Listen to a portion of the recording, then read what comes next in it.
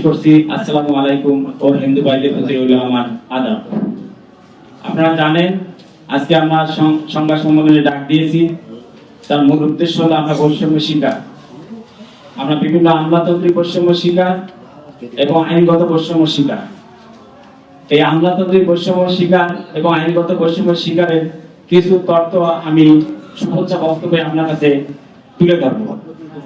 প্রিয় সাংবাদিক ভাই ও বোনেরা, আমরা এই বৈষম্য আপনাদের মাধ্যমে যথাযথ কর্তৃপক্ষের কাছে আপনারা তুলে ধরবেন, যেন আমরা আমাদের এই বৈষম্য শিকার থেকে অব্যাহতি পাই এবং আমরা যথারীতি আমাদের যে উদ্দেশ্য উন্নয়ন প্রকল্প শেষে প্রকৃতি নিয়মে পূর্বে যথাযথ নিয়মে আমরা যেন রাজস্ব খাতে স্থানান্তর হতে পারি। সেই বৈষম্যের কিছু তথ্য আপনাদের কাছে তুলে ধরবো।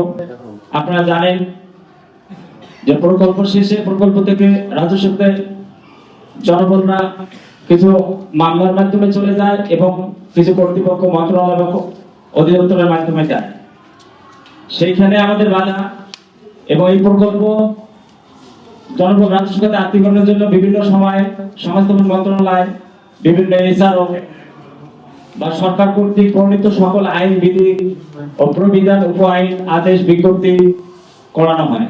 সেই আলোকে আমি উদাহরণস্বরূপ বলতে চাই, সমাজ কল্যাণ মন্ত্রণালয় 2 মে 1995, সমাজ কল্যাণ মন্ত্রণালয় 20 জুন 2005 এবং পরিকল্পনা বিভাগের 10/1/2008 একনাকে সিদ্ধান্ত অনুযায়ী আমাদের প্রকল্প সমাপ্ত, উন্নয়ন প্রকল্প সমাপ্ত হওয়ার পরে জনগণ যথারীতি আদালতের মাধ্যমে বা যথাযথ কর্তৃপক্ষের মাধ্যমে আত্মীকরণ করা হয়।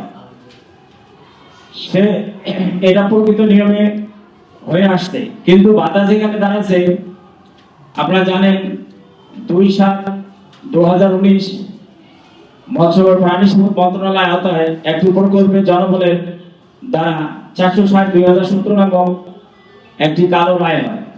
এই রায়ের 8টি পর্যবেক্ষণের মাধ্যমে প্রকল্প জনবলের সাথে এমন বৈষম্যের সৃষ্টি হয়েছে যে আমরা আর প্রকল্প শেষে রাজস্ব খাতে যেতে পারতেছি না।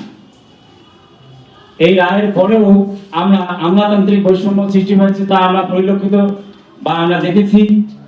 উদাহরণস্বরূপ আমি বলতে চাই যে মন্ত্রিপরিষদের বিভাগে 3 মার্চ 2020 সালে যে স্পষ্টীকরণ চিঠি হয়, সেই চিঠিতে উল্লেখ করা আছে যে সমস্ত প্রকল্প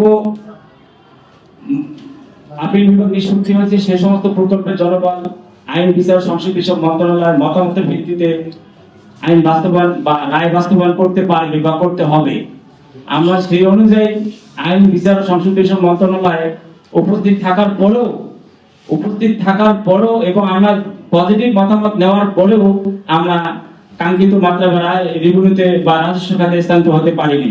এখানে আমাদের